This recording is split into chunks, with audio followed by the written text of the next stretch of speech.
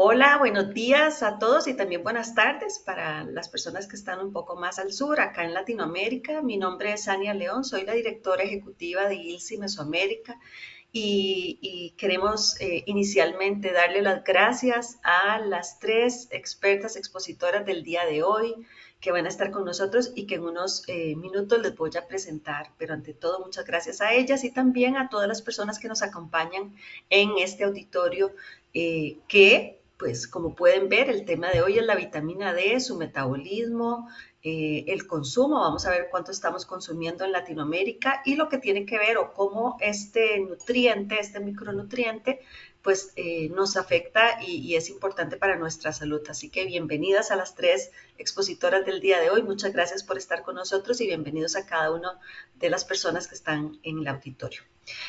Como pueden ver, es un proyecto que está desarrollándose en el marco o en el programa científico del Comité de Nutrición y Bienestar de ILSI Mesoamérica.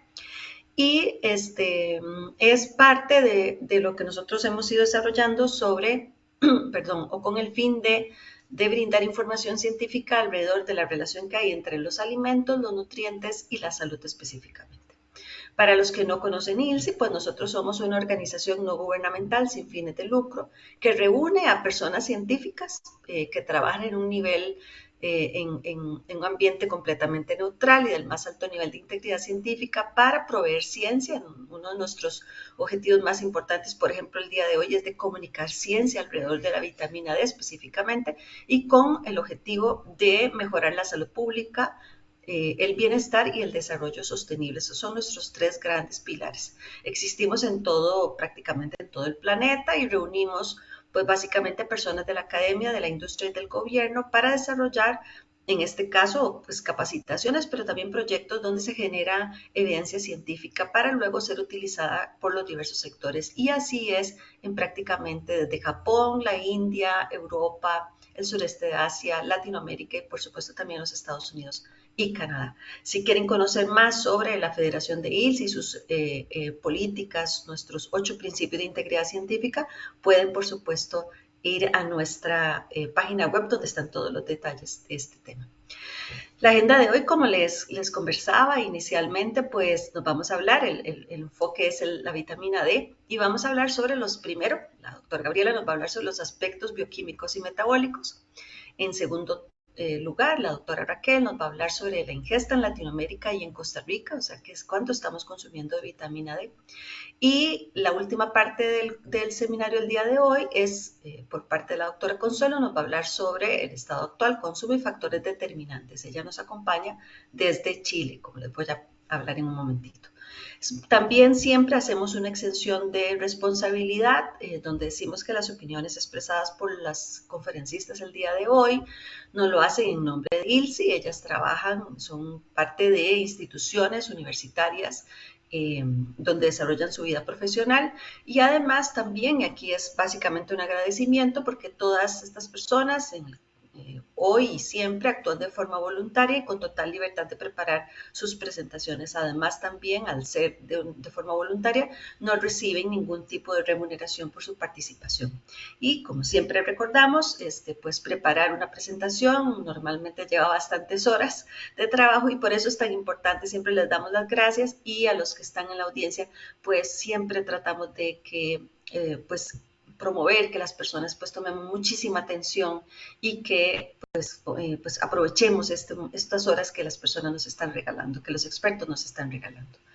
Entonces, de manera inmediata les presento a la doctora Ana Gabriela Murillo. Ella es profesora asociada en la Universidad de Costa Rica. Ella es licenciada en Nutrición Humana de la Universidad de Costa Rica. Cursó su maestría y doctorado en Ciencias de la Nutrición con énfasis en Nutrición Molecular en la Universidad de Connecticut. Actualmente es profesora de Bioquímica en la Escuela de Medicina de la Universidad de Costa Rica y dirige proyectos de acción social en donde busca informar y educar a la población no científica en temas de nutrición y salud. Una acción muy valiosa, sobre todo en un mundo donde pues hay tanta información que no es científica alrededor de temas como son la nutrición y alimentación. Así que pues también muchas gracias a la doctora Gabriela por tener esa función dentro de su labor profesional. La máster Raquel Arriola Aguirre es profesora de la Escuela de Nutrición de la Universidad de Costa Rica, licenciada en nutrición con maestría académica en ciencias biomédicas, con énfasis en bioquímica y fisiología celular, y estudiante de doctorado en ciencias de la Universidad de Costa Rica. Se desempeña como docente en cursos de nutrición humana básica en la Escuela de Nutrición de la Universidad de Costa Rica, espacio en el que también ha participado en proyectos de investigación relacionados con enfermedades crónicas, vitamina D y longevidad. Muchas gracias a la doctora Raquel por estar con nosotros también el día de hoy. Y nuestra última expositora es la máster María Consuelo Díaz Pinto, de la Facultad de Ciencias para el Cuidado de la Salud de la Universidad de San Sebastián en Chile. Ella es nutricionista y licenciada en nutrición y dietética de la Universidad de Valparaíso en Chile, es magíster en nutrición de la Universidad, bueno, de la Pontificia Universidad Católica de Chile, es académica de vinculación con el medio de la Facultad de Ciencias para el Cuidado de la Salud, sede de Santiago de Chile, y el líder del programa territorial Hito Más Niñez y Adolescencia Saludable. Ay, yo quiero, profesora Consuelo, que en algunos minuticos que usted tenga, luego nos cuente un poquito sobre ese programa, porque me parece pues que definitivamente solo por el nombre pues tiene un objetivo maravilloso. Así que también pues ahí nos regala un minutito y nos cuenta, nos da un enlace para ir a revisar eso que usted está haciendo también, porque nos parece maravilloso. Entonces, le vamos a dar la palabra a la doctora Gabriela Murillo para que nos haga su presentación. Bienvenidas a las tres, primero que todo, gracias por su esfuerzo, por su trabajo, por su tiempo y esperamos que sea una sesión muy exitosa. Gracias, adelante.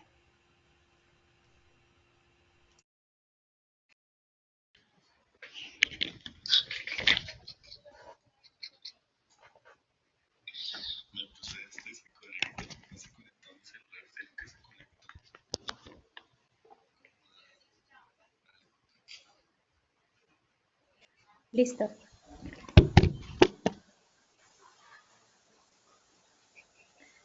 Gaby, te dejamos de escuchar.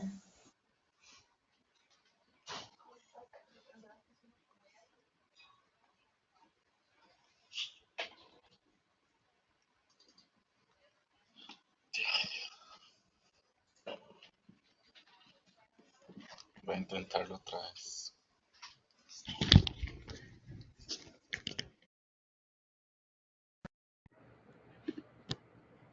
Ya ve que dicha que hay alguien aquí. No sé por qué no se escucha. Déjame. ¿Adi? ¿Ahora sí? Ya la escuchamos. Y yo también. Ok, excelente. Ok. Voy a...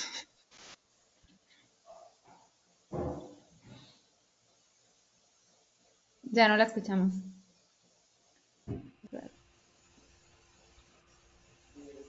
Algo está pasando con el micrófono de la profesora Gabriela.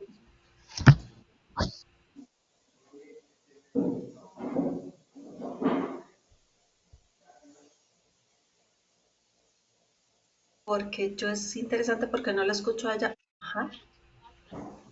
Adelante, Gabriela.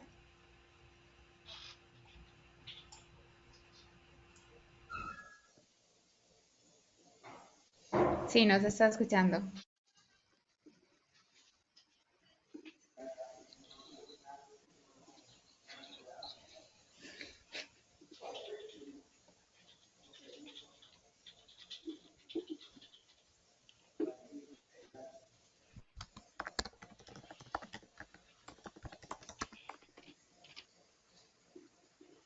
Gabriela, ¿usted nos escucha? No la vemos tampoco. Su cámara está encendida, pero no la vemos. ¿Algo pasa acá?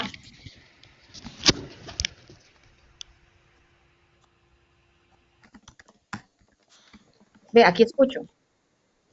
Ok. Aquí escucho. Correcto. Aquí escucho. Ok, ok, ok.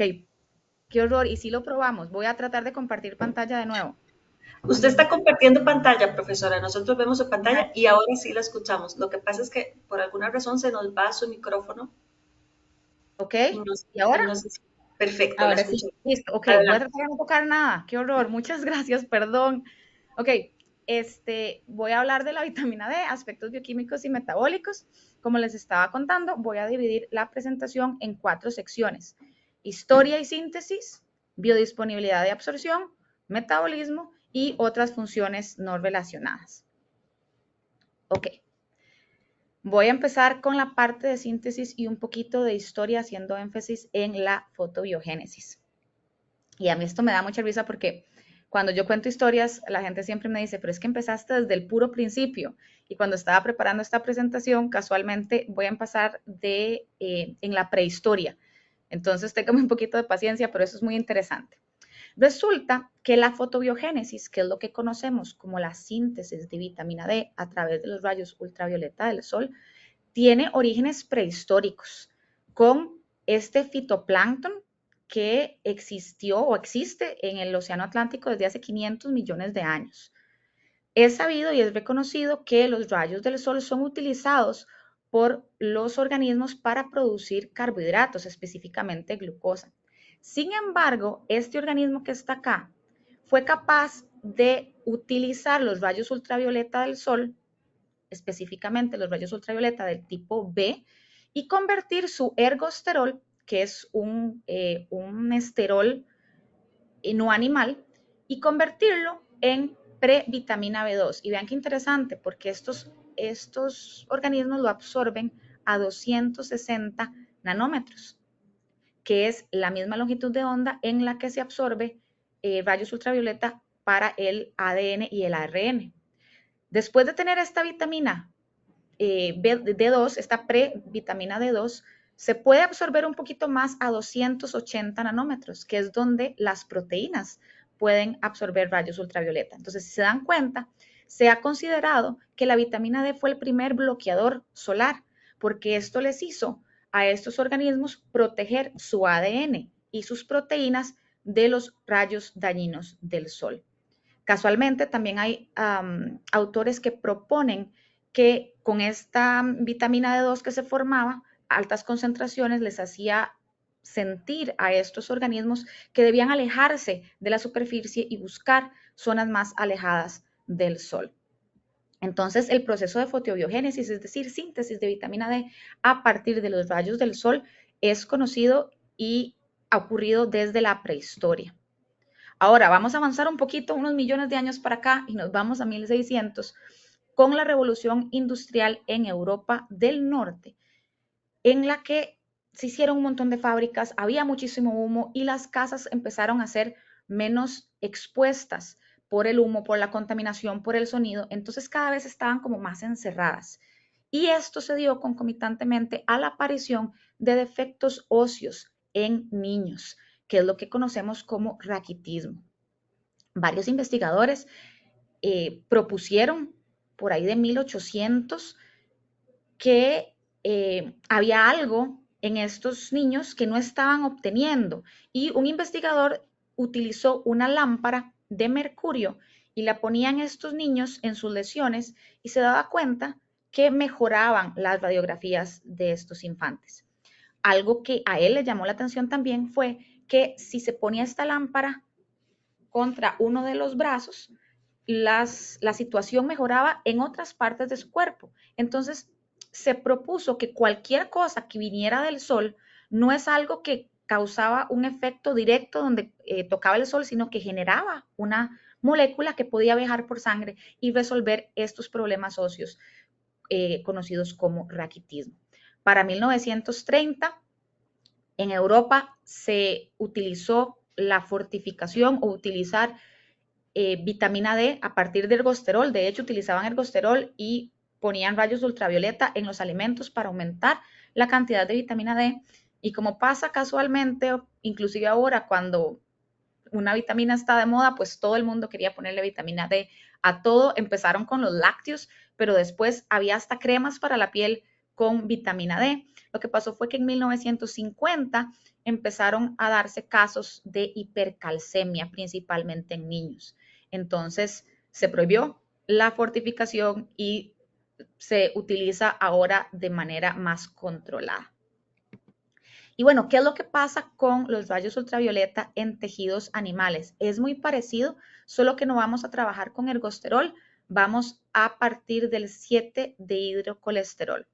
Uno de los errores que más se comete cuando se habla de vitamina D es pensar que el precursor de la vitamina D es el colesterol como tal, y no lo es el 7-dehidrocolesterol.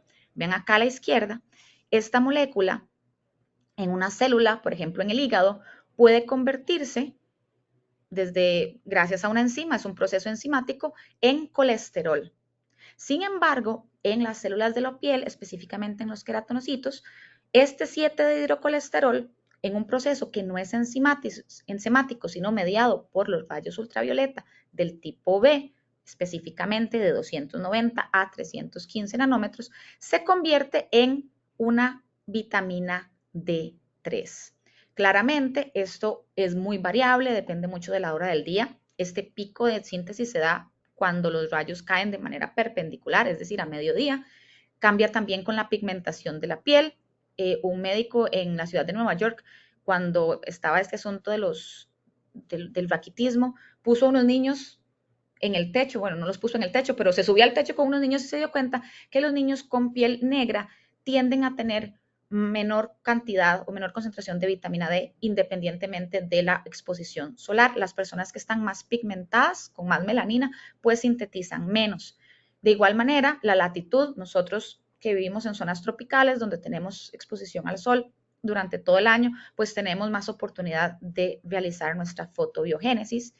El uso de protector solar, que ahorita les voy a hablar un poquito sobre esto, la contaminación y el envejecimiento, todos son factores que pueden alterar qué tanta vitamina D se puede producir a partir del 7-dihidrocolesterol.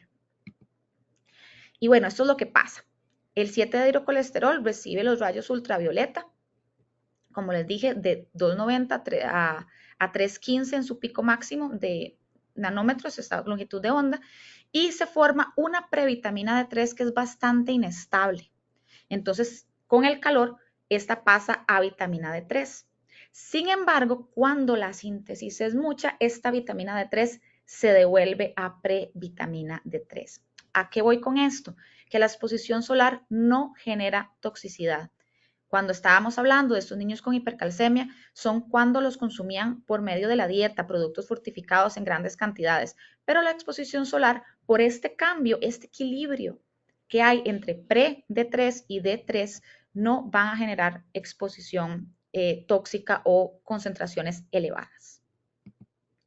Y bueno, hablemos un poquito de la fotobiogénesis y bloqueadores solares porque lamentablemente hay mucha información al respecto donde dicen no hay que ponerse bloqueador porque la deficiencia de vitamina D se debe a que ya nadie se asolea y entonces hay gente recomendando tirarse a la calle y asolearse muchísimo. ¿Podrá el uso de protección solar comprometer esta fotobiogénesis o esta síntesis de vitamina D? Recordemos que los rayos ultravioleta se dividen en tres. Tenemos los rayos ultravioleta tipo C, los tipo B y los tipo A. Los tipos C se quedan atrapados en la atmósfera, ni siquiera llegan a la Tierra. A nosotros nos llegan los tipo B y los tipo A.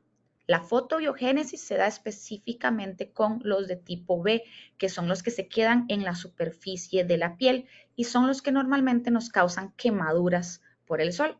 Y los de tipo A pueden penetrar un poquito más, llegan hasta la epidermis y son los que normalmente causan fotoenvejecimiento, generan manchas y pueden generar también inflamación. De todas formas, si uno se asolea mucho y se quema con el sol, pues recibe ambos y puede generar daño y esto está estrechamente relacionado con el cáncer de piel. ¿Qué es lo que pasa? Uno pensaría, bueno, pero si uno se pone protección contra estos rayos ultravioleta, pues claramente no va a sintetizar suficiente vitamina D, lo cual es cierto. A partir de una protección de 8 para arriba, pues se sintetiza menos. Sin embargo, vean qué interesante.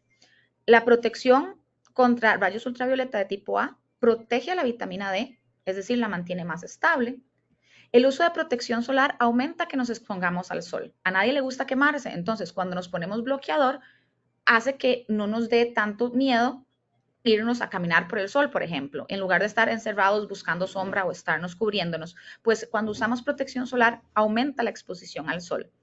Y seamos honestos, la aplicación no es óptima. Recuerden que la recomendación es una cucharadita de bloqueador, equivalente a 2 dedos, y reaplicarlo cada 2 horas. Cuando yo doy esta clase, siempre pregunto, ¿quiénes se pusieron bloqueador hoy? Y todos me levantan la mano y luego les pregunto cuántos cada 2 horas se vuelven a aplicar bloqueador y ya empiezan a bajar las manitas. Esto quiere decir que realmente nosotros no nos estamos aplicando tanto bloqueador como para que esta síntesis de vitamina D sea realmente un problema. Los estudios indican que el uso de bloqueador solar con un factor mayor a 15 no compromete realmente las concentraciones séricas de vitamina D.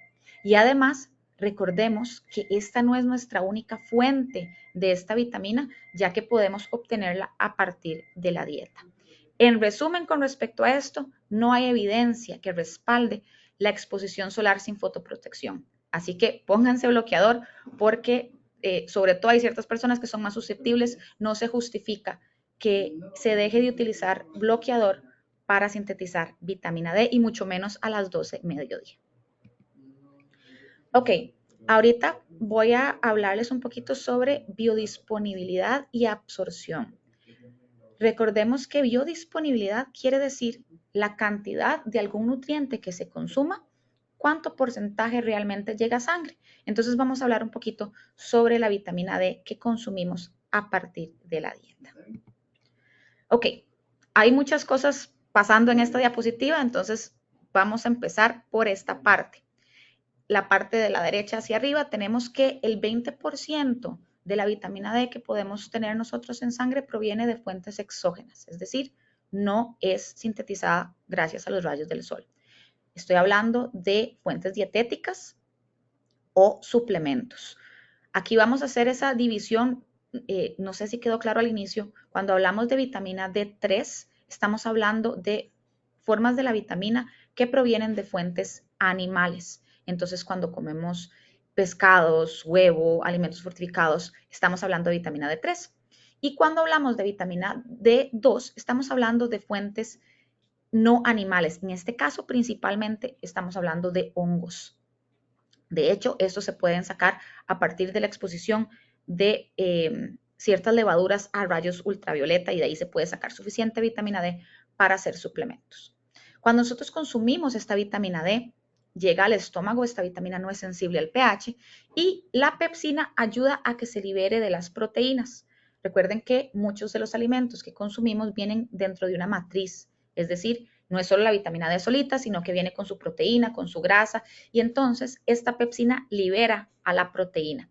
Y la lipasa gástrica se encarga de hidrolizar la vitamina D, que al ser un esterol viene esterificada para ser 100% hidrofóbica. Una vez que entramos al intestino, se puede empacar o se puede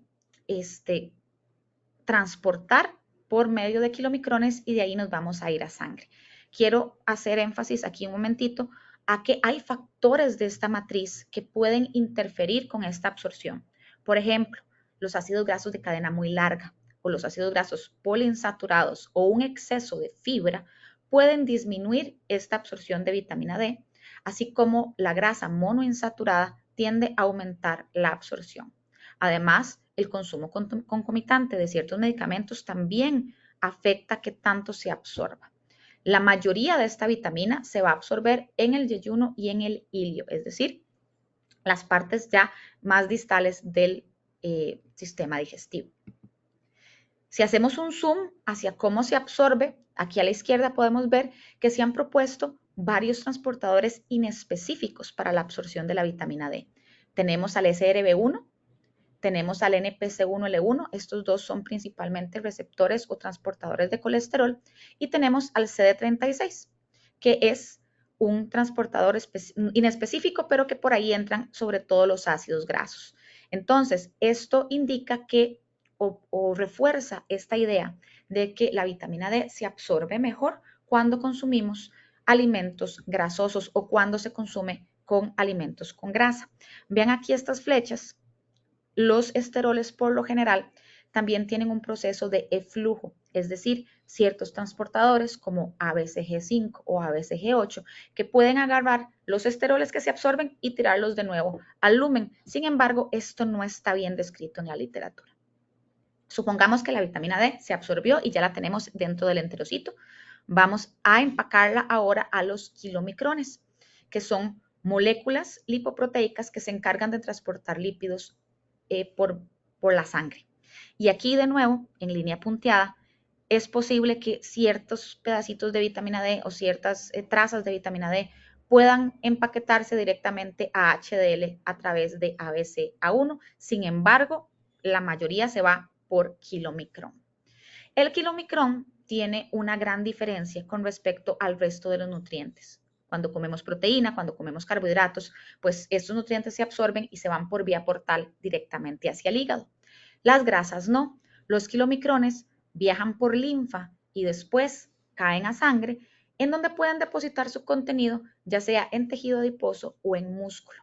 Esto indica que la vitamina D, por lo tanto, llega primero al tejido adiposo antes que al hígado. Y esto es una de las razones por las cuales los pacientes obesos pueden tener una deficiencia o una concentración sanguínea baja, porque hay mucho tejido adiposo que puede secuestrar a esta vitamina D proveniente de los kilomicrones. Ok, entonces ya la absorbimos, supongamos que estamos consumiéndola a través de la dieta, pues esa vitamina D ya se absorbió. Vamos a ver qué pasa o cuál es su metabolismo.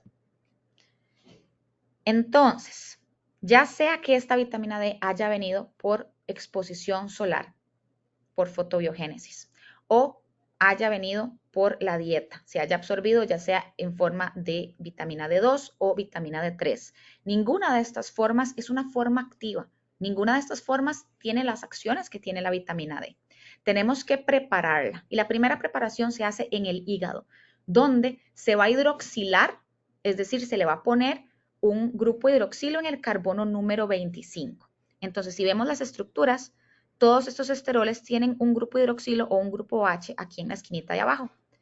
El hígado lo que se encarga es de poner otro grupo H aquí en la colita. Ahora esto se llama calcidiol o 25 calcifediol. ¿Esto qué quiere decir? Esta es la que más vamos a encontrar en sangre. Cuando medimos concentración de vitamina D, por lo general es la que estamos midiendo. Todavía no es activa. ¿Cuándo se activa? Cuando esta viaja al riñón y tenemos a las alfa hidroxilasas que están estimuladas por la hormona paratiroidea, la PTH, y la convierte en 1,25 colecalciferol o calcitriol. Es decir, tenemos tres oles, tres grupos OH. El que traía el de hidrocolesterol, este de aquí arriba, aquí, el que le puso el hígado y el que le puso el riñón. Esta es la forma activa de la vitamina D. En el riñón también vamos a encontrar hidroxilasas que hidroxilan al calcidiol en el carbono número 24. Esta forma de vitamina D no es activa y de esta manera el organismo juega con esa homeostasis. Cuando la hormona paratiroidea se encuentra elevada, va a estimular que se active la vitamina D y va a inhibir que se produzcan estos metabolitos que no son activos. De igual manera, cuando tenemos poca PTH, pues vamos a tirarnos más hacia la hidroxilación en el carbono 24 y de esta manera no tenemos una exageración de vitamina D activa en sangre. Ok, ahora, ¿qué tiene que ver la vitamina D con el calcio? ¿Por qué se relaciona tanto una vitamina liposoluble con este mineral tan importante? Yo siempre que pregunto a los chicos en clase, ¿para qué sirve el calcio? Me dicen huesos. Y es cierto, el calcio es fundamental para el desarrollo óseo. Sin embargo, también es un segundo mensajero y es muy importante para otros procesos, por ejemplo, la cascada de la coagulación. Esto quiere decir que la concentración de calcio en plasma tiene que estar muy controlada. No puedo tener muy poquito y tampoco puedo tener mucho. Entonces, de nuevo, cuando la concentración de calcio baja, esto es sensado por la hormona paratiroidea, perdón, por la glándula paratiroides, que genera o que secreta hormona paratiroidea, que es la PTH. La PTH lo primero que hace es viajar al hígado, al riñón, y en el riñón, donde tenemos 25 colecalciferol o calcidiol, estimula que se me hidroxile en el carbono número 1, es decir, estimula la activación renal. Ya que estamos en el riñón, también me va a estimular que en la filtración de la sangre, que hace que perdamos ciertos metabolitos, inclusive calcio, disminuya. Es decir, podemos reabsorber calcio a nivel renal y se pierda menos calcio por orina. Entonces, ese es el punto número 1 para aumentar la concentración de calcio en plasma.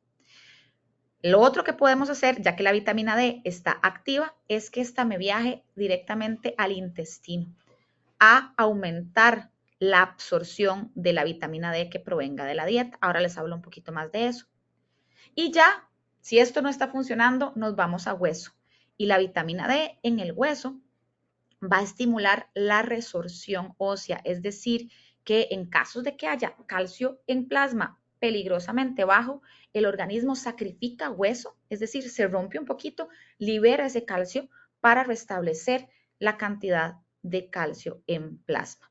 Entonces, tenemos 3 formas de aumentar el calcio plasmático.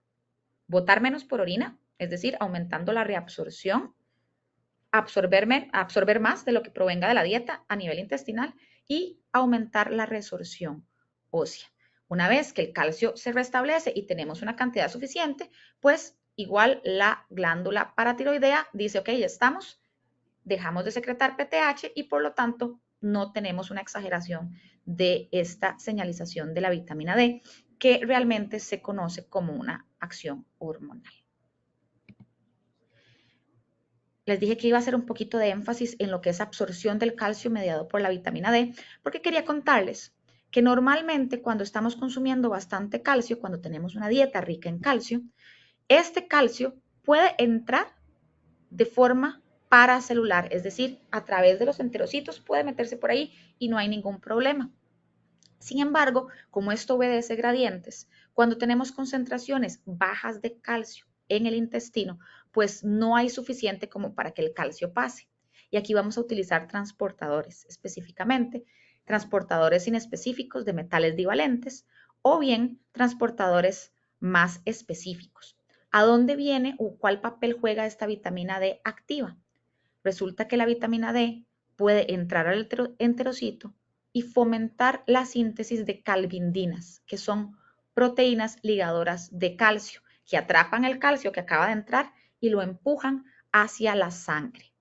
De esta manera, cuando consumimos poco calcio, gracias a la vitamina D podemos aprovechar el poquito calcio que estamos consumiendo. Sin embargo, hay autores que dicen que inclusive la vitamina D es responsable de separar un poquito estos enterocitos para abrir el paso del calcio que consumimos aun cuando estas concentraciones son altas. Por lo tanto, ya sea que se consuma mucho o se consuma poco, la vitamina D va a tener un rol activo en esta absorción de calcio.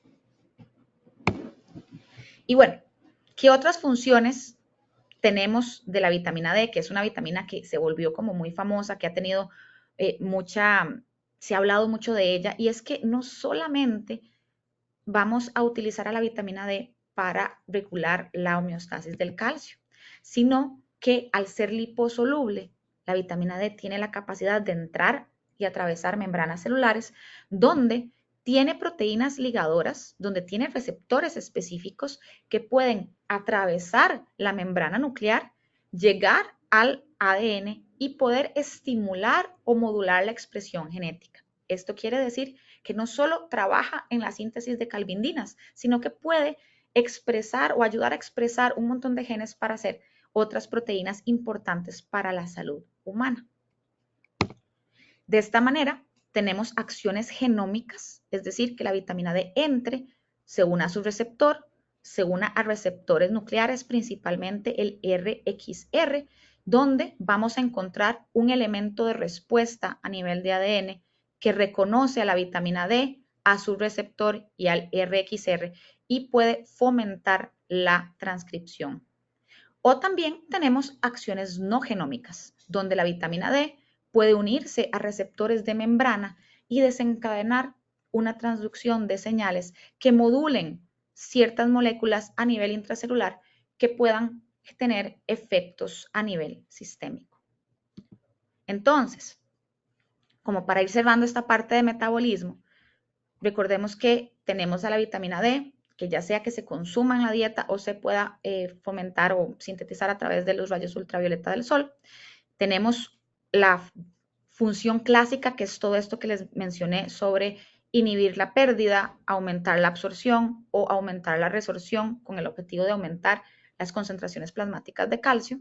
Pero también esta hidroxilasa, la hidroxilasa número 1, la alfa hidroxilasa, que puede activar a la vitamina D, no se encuentra solo en riñones. Podemos encontrarla en placenta, en células dendríticas, en osteoblastos, en los islotes pancreáticos, podemos encontrarla en los ovarios.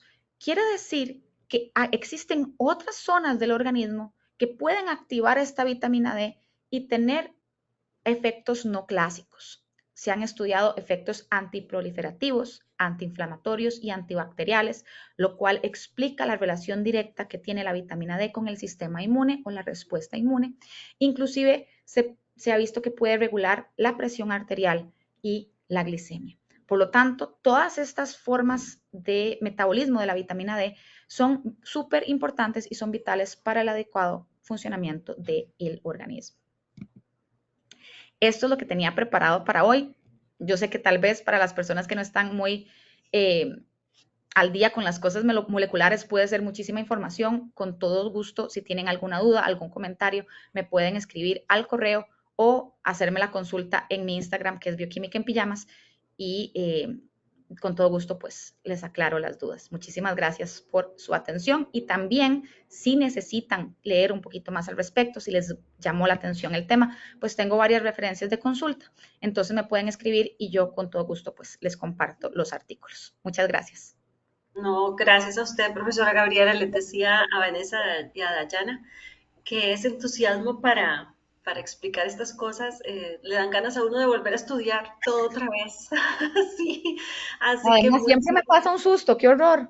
sí, pero lo resolvimos pronto. O sea, lo importante de los sustos es resolver, así que no se preocupe por eso. Así que muchísimas Ahí nos vemos. gracias Mucho gusto. por todo y seguimos adelante. Vamos Gracias. entonces, no, gracias a usted.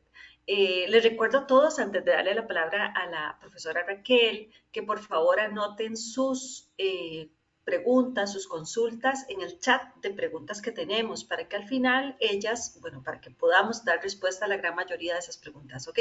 Así que por favor anótelas en ese chat.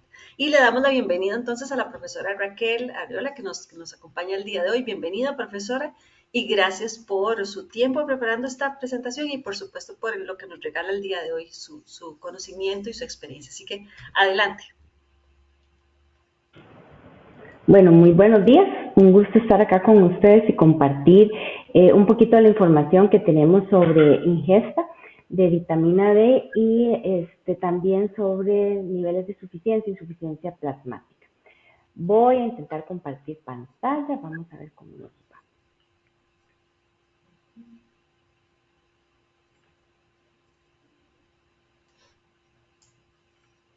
Denme un momentito.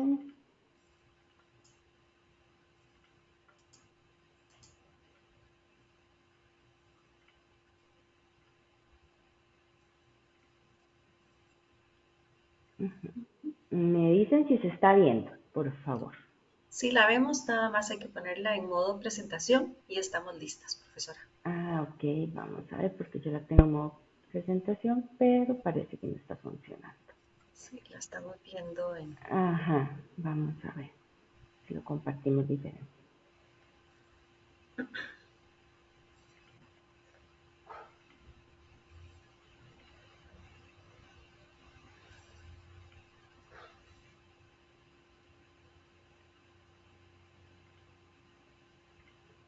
Vamos a ver si ahora sí. ¿Me avisan? Ahora sí, profesora, adelante. Ahora sí. Sí. Muchísimas gracias. A usted. Entonces, como les decía, voy a tocar un poco el tema, ¿verdad?, de actualización sobre cómo está en ingesta en algunos de los países de Latinoamérica y a comentarles un estudio que estamos haciendo en Costa Rica al respecto. Bueno, ¿por qué esta necesidad de estudiar vitamina D? ¿Por qué queremos saber cómo están los niveles plasmáticos de vitamina D en las poblaciones en general a nivel mundial, pero abocándonos ahorita a nuestra población latinoamericana? Si bien sabemos, y como lo mencionó la doctora Murillo, pues la deficiencia de vitamina D, las concentraciones plasmáticas de esta vitamina se han asociado recientemente con condiciones de enfermedades crónicas, como la hipertensión, la obesidad, la diabetes, ¿verdad?, y la insulinoresistencia como otra de las condiciones asociadas a estas situaciones, digámoslo así, de estas condiciones metabólicas, desencadenando, por ejemplo, lo que es el síndrome metabólico. Y siendo estas condiciones de enfermedad tan prevalentes en nuestra población, por eso surge la necesidad de estudiarlo en más detalle, como una posible medida de atención. Ya se ha trabajado sobre estilos de vida, de actividad física, que eso no quita la importancia de estas medidas, pero como científicos en la academia, instancias de salud, también surge el interés de seguir estudiando estas condiciones para buscar otros mecanismos en que podamos ayudar a la población a contrarrestar estas condiciones. En el caso específico de la obesidad, como lo mencionó la doctora Murillo, pues ahí va la asociación que se tiene la vitamina D con la obesidad, obedece a esas funciones no asociadas al metabolismo óseo de la vitamina. En cuanto a obesidad, los autores refieren que todavía no está claro quién está primero, si la deficiencia de la vitamina D generando la obesidad o que la obesidad más bien me genera una disminución de la vitamina D plasmática y por lo tanto de su actividad, por diferentes razones. Una de las más pues sonadas o más comentadas es que hay una menor exposición a la luz solar. Son personas que son generalmente más sedentarias, entonces se asolean menos y por lo tanto una menor producción de vitamina D a nivel de piel, ¿verdad? Para luego entrar en toda esta cascada de activación que nos explicó la doctora. Podría también estar asociado, aunque en menor importancia, con dietas bajas en vitamina D, pero una de las más importantes es la teoría de la dilución de la vitamina D en el tejido adiposo, ¿verdad?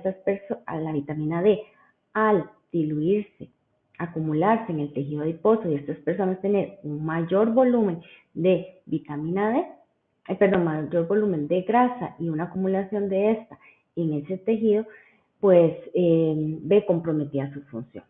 Y la otra de las razones son los polimorfismos asociados al receptor de la vitamina D, que como bien sabemos es un receptor nuclear y su activación favorece la transcripción de una serie de enzimas y de cascadas también de señalización que promueven diferentes condiciones. Entonces, en una persona no obesa con un peso saludable y adecuados niveles plasmáticos de vitamina D, vamos a tener que esa vitamina D en el páncreas va a favorecer la expresión de los genes que codifican para la alfa hidrolasa. Entonces, esto representaría que hay una mayor sensibilidad a la insulina, una menor secreción a través de otras vías de señalización, no porque sea en el páncreas, sino porque sea en otras partes del cuerpo, pero una menor secreción de PTH y una mayor secreción de adiponectina. Recordemos que la adiponectina es una adipoquina, una hormona que se sintetiza a nivel de tejido graso, ¿verdad? Y que tiene que ver con sensibilidad a la insulina, una mejor sensibilidad a la insulina generalmente. En el tejido adiposo, ¿qué vamos a tener? Cuando tenemos adecuadas concentraciones de vitamina D, ese tejido adiposo tiene una adecuada concentración de calcio y eso favorece vías de señalización en donde como producto final vamos a tener una disminución en adecuadas condiciones, ¿verdad? Una disminución de la lipogénesis, una disminución de la lipólisis, menor acumulación de grasa y por ende un mejor metabolismo. También vamos a tener en condiciones adecuadas de vitamina D una estimulación de vías antiinflamatorias. Entonces sabemos que la obesidad también está asociada con la inflamación. Por tanto, entonces la vitamina D vendría a evitarnos la obesidad. ¿Mediante qué situaciones? Activación de la sensibilidad de la insulina y disminución de lipogénesis en el tejido adiposo y favorecimiento de lo que son las cascadas antiinflamatorias. En el caso de la diabetes, igual, por la misma razón de que es una vitamina liposoluble que tiene capacidad de favorecer la transcripción de ciertas enzimas, de ciertas proteínas, vamos a ver que lo que se ha visto en los estudios es que la vitamina D mejora el funcionamiento de los islotes pancreáticos y también que disminuye la resistencia a la insulina por su actividad en diferentes tejidos metabólicos, específicamente en el páncreas. Vamos a ver que en personas con diabetes y una adecuada concentración plasmática de vitamina D, vamos a tener un nivel de calcio intracelular adecuado. Eso favorece la secreción de insulina. A nivel de músculo vamos a tener una mayor translocación de los GLUT4, un mejor nivel intracelular, de calcio, ¿verdad? Y la utilización de glucosa es mejor en este tejido. Y en tejido adiposo y en tejido muscular se está hablando también de que hay una mayor activación de los macrófagos. Todas estas condiciones lo que hacen es disminuir, ¿verdad?, el riesgo de diabetes tipo 2. En el síndrome metabólico, que como bien sabemos es una condición donde empezamos con una insulinoresistencia, tenemos lípidos sanguíneos alterados, tenemos un aumento de la presión arterial, tenemos más tejido adiposo, ¿verdad? Se ha asociado que debido a la actividad nuevamente del receptor de la vitamina D en el páncreas, en el tejido adiposo y en otros tejidos, ¿verdad? Como intestino, como riñón, etcétera, que lo comentó la doctora Murillo, vamos a tener que bajos niveles plasmáticos de vitamina D se han asociado con hiperglicemias, mayores niveles de LDL, hipertrigliceridemias, hipercolesterolemias, una mayor concentración de hemoglobina glicosilada, y todo eso está favoreciendo, ¿verdad?, el desarrollo del síndrome metabólico acompañado con una mayor acumulación de peso. En el caso específico de lo que es la hipertensión, vemos que las adecuadas concentraciones de vitamina D se asocian con una menor expresión de renina. Si recordamos, en lo que es presión arterial, la regulación de la presión arterial está, entre otras cosas, ¿verdad?, dependiente del sistema renina, angiotensina, aldosterona. Al disminuir la expresión de renina, producto de la vitamina D, de su actividad en el riñón, vamos a tener una menor expresión de angiotensina 2. Si recordamos, la angiotensina 2 está asociada con favorecer la constricción de los vasos sanguíneos. Entonces, al disminuir la angiotensina 2, vamos a tener una menor presión arterial porque más bien vamos a favorecer ese relajamiento de los vasos sanguíneos, que al final y al cabo es el último paso en lo que es hipertensión, una mayor constricción, mayor presión arterial. Entonces, la vitamina D, como vemos, viene a favorecer una serie de mecanismos, de procesos que se resumen en un mejor control metabólico. Entonces, ¿qué es lo que está pasando? Y retomemos. Bueno, entonces es importante ese consumo de vitamina D, es importante mantener esos niveles plasmáticos de vitamina D en un rango adecuado. Como bien lo mencionó la profesora Gabriela, hay las 3 formas, ¿verdad?, básicas de obtener la vitamina D para un ser humano. Es a través de la síntesis, ¿verdad?, en piel, a través de la dieta, de ciertos alimentos, y en algunos casos, algunas personas utilizando suplementos, ya sea en forma de cápsulas, en forma de tabletas, etcétera, ¿verdad? Hay diferentes formas. En cuanto a la dieta, que es el tema que nos compete el día de hoy. Cuando hablamos de alimentos fuente de vitamina D y revisamos las listas, pues vamos a encontrar que alimentos fuente de vitamina D, por excelencia, el hígado, ¿verdad? Y es prácticamente un alimento fuente de cualquier cosa, ¿verdad? Pues es un órgano muy metabólico. Después tenemos los pescados, especialmente el salmón o pescados azules, los que llamamos, denominamos en esa agrupación. El huevo, ¿verdad? También vamos a tener los lácteos, el queso, la leche y el yogur, en este caso, y más recientemente, que han sido estudiados y denominados, pues, los hongos. Pero ¿cuánto realmente aportan estos alimentos y cuánto es lo que necesitamos consumir?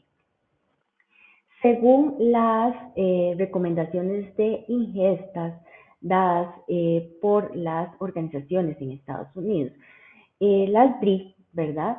Lo que es la ingesta adecuada, que es el valor que utilizamos para hacer estudios a nivel poblacional, se dice que deberíamos consumir 10 microgramos por día de vitamina D.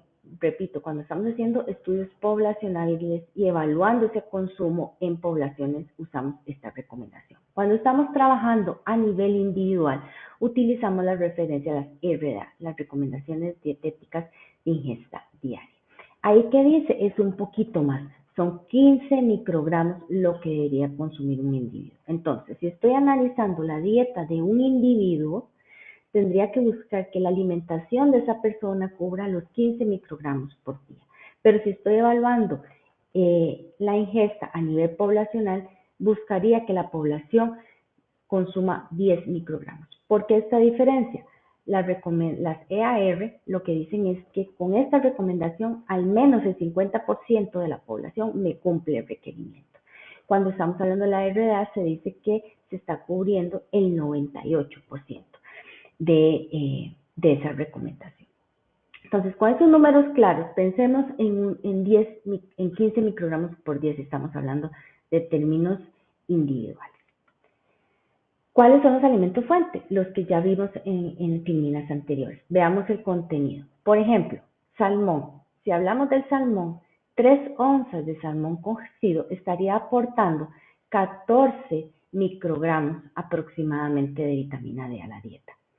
Si estamos hablando, por ejemplo, de leche, esta leche 2% que viene fortificada, estamos aportando cerca de 3 microgramos. Sin embargo, por lo menos en Costa Rica, las leches sin fortificar aportan 1.5 microgramos. Depende de digamos, la leche que estemos evaluando la marca. Pero en general es menor. Si estamos hablando del huevo, un huevo me aporta 1 microgramo de vitamina D. Vamos a hablar del hígado. El hígado, 3 onzas, también aporta cerca de 1 microgramo. Y ahora los hongos, vean qué interesante. Si hablamos de los hongos crudos, pero expuestos a radiación, sí serían una buena fuente, cerca de 9 microgramos. Pero típico de los hongos, generalmente no los tenemos en la ventana recibiendo radiación para que produzca más vitamina D, sino que están guardados en la nevera o los tenemos en otra parte de la casa sin recibir, en almacenamiento, sin recibir pues esa exposición a la luz. En este caso, por ejemplo, en la tabla dice de los portobellos, pero es 0.1 microgramos por día. Esta cantidad tan grande es porque estamos hablando de aceite de bacalao, ¿verdad? 34 microgramos por día. Pero, si volvemos a las recomendaciones, hablando de 15 si estamos hablando de un individuo, de 10 si estamos hablando de población, tendríamos que estar comiendo todos los días salmón, leche, queso, huevo. Tal vez en términos de leche, queso, huevo, yogur, sean alimentos más disponibles, especialmente en Costa Rica y en la zona, ¿verdad? Y sería fácil cumplir la recomendación, incluso si consumiéramos la recomendación de estos alimentos de 3 porciones al día. Sin embargo, los lácteos son de los alimentos menos consumidos en nuestras poblaciones. Y cuando estamos hablando de buenas fuentes como son el salmón y los hongos, igual la trucha, vean por acá, son alimentos que por su costo económico no son tan accesibles para la mayoría de nuestra población. Entonces, tenemos poblaciones que, como vamos a ver en los estudios, tienen una alta prevalencia de enfermedades crónicas, ¿verdad? Y poblaciones en las que el consumo de vitamina D se ve comprometido por la disponibilidad de los alimentos fuentes, ¿verdad? Y el aporte per se de esos alimentos en las porciones usualmente consumidas. En relación con esto, el estudio más reciente que evalúa el consumo de diferentes nutrientes, de macro y micronutrientes y en general de energía, en la población latinoamericana es el estudio LANS, que lo han tocado, yo sé que han conversado sobre él en este mismo medio. En una reciente publicación que evalúa la adecuación de la ingesta de micronutrientes en la población urbana de los 8 países que participaron en el estudio, vemos acá en el caso específico de la vitamina D que para la población total el promedio de ingesta, vean, es 1.8 microgramos por día. Estamos hablando que tenemos un porcentaje de inadecuación en el consumo de un 98%. Prácticamente no estamos consumiendo lo que se requiere. Si vemos ese mismo consumo en hombres y mujeres, en este caso, las mujeres consumieron cerca de 2 microgramos en promedio en estos países. Igual no es una diferencia significativa, pero son datos que llaman la atención. Lo que nos debería más llamar la atención es que estamos llegando en este caso al 20% de la recomendación de la ingesta. En una población, vuelvo y repito, en donde las enfermedades crónicas son súper altas. Entonces, ¿podría la vitamina D estar asociado con estas prevalencias, estas enfermedades? Son cosas que debemos prestar atención y seguir estudiando.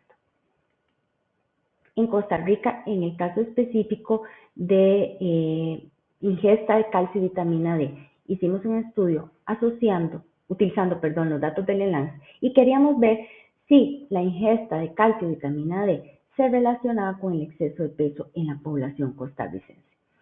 Y vean los datos que obtuvimos. En el caso específico vamos a concentrarnos acá, en vitamina D. En la población costarricense se consumen en promedio 1.7 microgramos de vitamina D al día. Volvemos a lo mismo, son datos que son preocupantes. Cuando hacemos el análisis según sexo, vemos que los hombres consumen significativamente mayor cantidad de vitamina D que las mujeres. Si nos vamos a analizar los datos en términos de edad, vemos cómo conforme aumenta la edad disminuye el consumo. ¿Qué dijimos que eran los alimentos fuente principalmente en nuestras poblaciones? Huevo, lácteos. Y los lácteos son de los alimentos que conforme aumenta la edad, la gente tiende a disminuir su consumo por las molestias digestivas asociadas en algunas de ellas, ¿verdad? También por un tema de disponibilidad de acceso, ¿verdad? En población. Veamos a nivel socioeconómico. Si vemos a nivel socioeconómico, la ingesta promedio de vitamina D es mayor en el nivel socioeconómico alto. Es esperable que estas personas puedan consumir una mayor variedad de alimentos fuentes de vitamina D. En este caso tenemos personas que van a consumir, por ejemplo, salmón, pueden tener acceso a los hongos que estamos hablando. Entonces, todos estos aspectos contribuyen al consumo, al igual que comprar alimentos fortificados, leches, por ejemplo, o yogures más especializados con mayor contenido de vitamina D. En cuanto a nivel de actividad física, también vemos que conforme mayor es el nivel de actividad física, el consumo de vitamina D fue mayor. Esto lo explicamos desde el punto de vista que generalmente personas más activas tienen mejores estilos de vida, mejores hábitos alimentarios, entonces podrían consumir una mayor cantidad de alimentos fuente. Y el dato que andábamos buscando y que queríamos validar y que era nuestra hipótesis, se nos confirmó. Efectivamente, pues el consumo de vitamina D está disminuido, ¿verdad?, en las personas con obesidad. Pero vean que aquí con obesidad abdominal es un consumo menor, dato que nos llamó la atención y que pueden ser propios, digamos, de un comportamiento de la obesidad en esta población. Cuando hacemos este análisis y queríamos ver, porque nos sorprendió que la gente, pues, que tenía obesidad, pues, no tuviera una ingesta menor.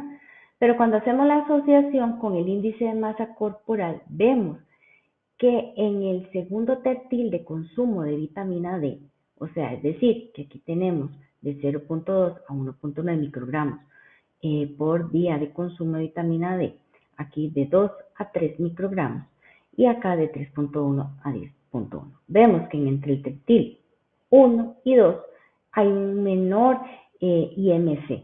Es decir, las personas que tenían un menor IMC, o sea, un menor peso asociado con su talla, presentan un mayor consumo y esta diferencia fue significativa. Igualmente, cuando vemos esto en términos solo de circunferencia de la cintura, vemos que los costarricenses que tenían una menor circunferencia de la cintura tenían un mayor consumo de vitamina D.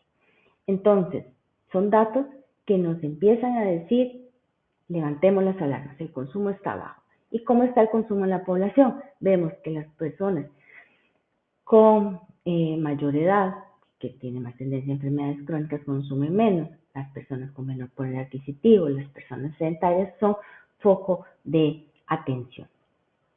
Esto es en Costa Rica.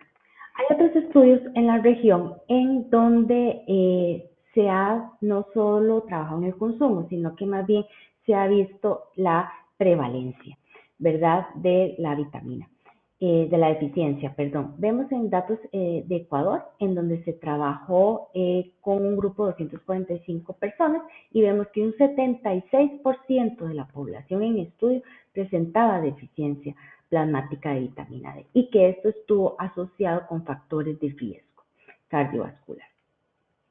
En la población colombiana, unas mujeres, en un grupo de mujeres fueron más de 7.000 mujeres adultas, se vio que cerca del 70% de la población en estudio tenía deficiencias plasmáticas de vitamina D y que mostraron su asociación con obesidad abdominal.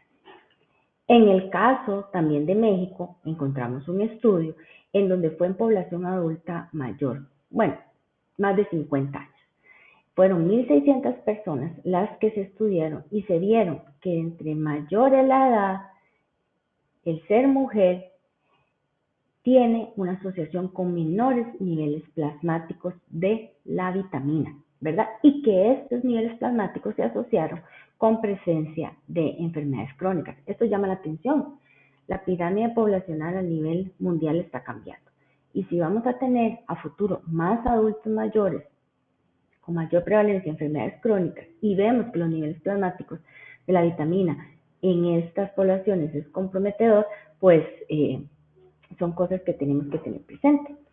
El interés en nuestro país en el tema hizo que un grupo de investigadores de la Universidad de Costa Rica, de la Escuela de Nutrición, Facultad de Medicina y otras, estemos desarrollando este proyecto. Se llama Niveles Séricos de Vitamina D y su relación con el exceso de peso, la composición corporal y la dieta de adultos costarricenses.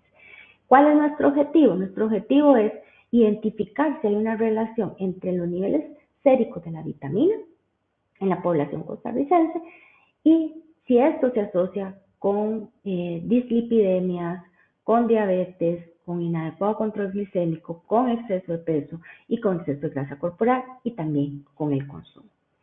Este estudio está en proceso, entonces lo que les voy a presentar aquí son unos datos preliminares de lo que hemos analizado. En nuestro estudio participaron para este análisis 171 personas adultas con edad de entre los 18 y 60 años, pertenecientes al gran área metropolitana de nuestro país, es decir, son residentes de zonas urbanas. A estas personas se les hizo unas evaluaciones antropométricas, se les hizo análisis bioquímico en el que se determinaron, entre otras cosas, los niveles plasmáticos de vitamina D, y para la parte dietética se les hicieron 2 recordatorios de 24 horas. A partir de estos datos se contabilizó el consumo promedio de vitamina D. ¿Y qué encontramos? ¿Y qué es lo que estamos viendo hasta este momento?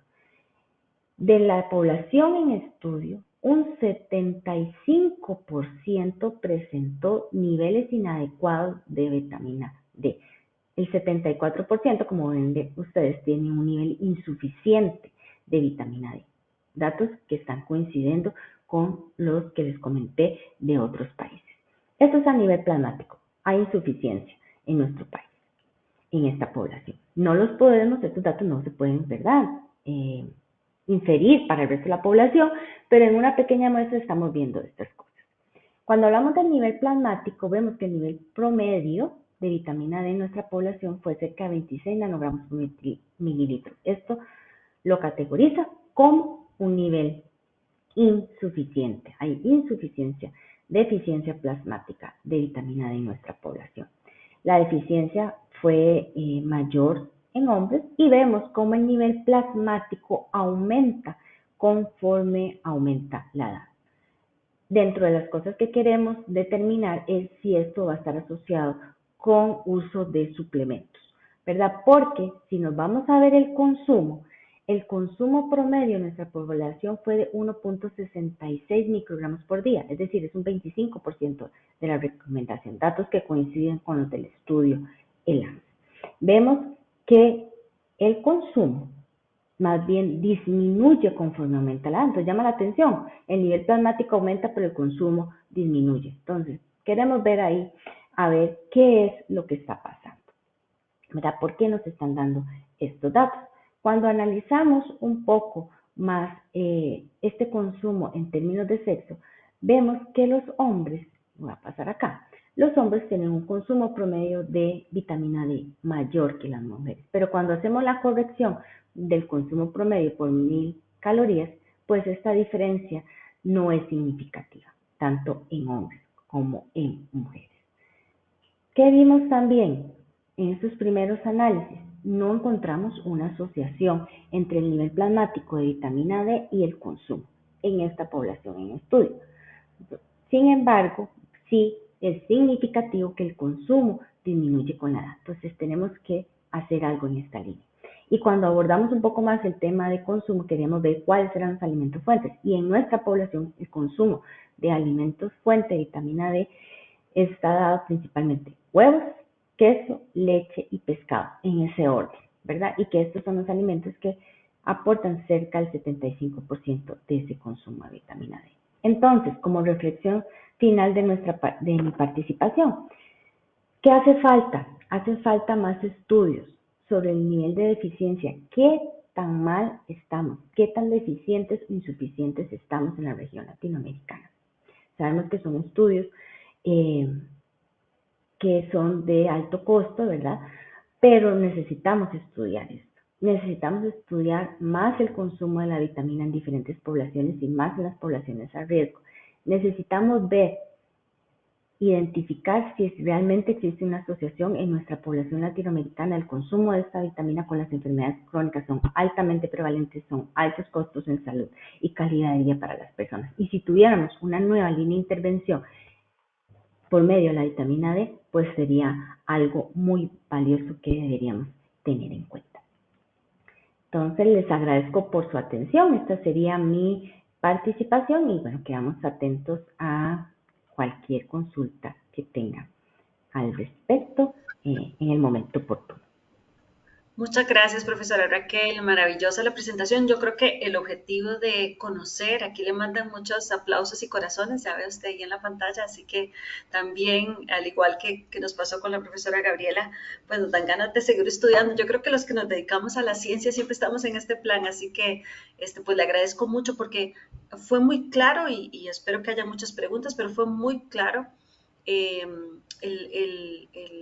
lo que está pasando, ¿verdad? Y esta relación entre el consumo y la condición de salud que las personas podamos tener definitivamente se notó, así que le agradezco muchísimo. Yo creo, espero que hayan más preguntas, ya hay algunas en el chat, pero pues le mandamos obviamente pues desde acá un aplauso fuerte para usted y muchísimas gracias. Muchas gracias, muy amable.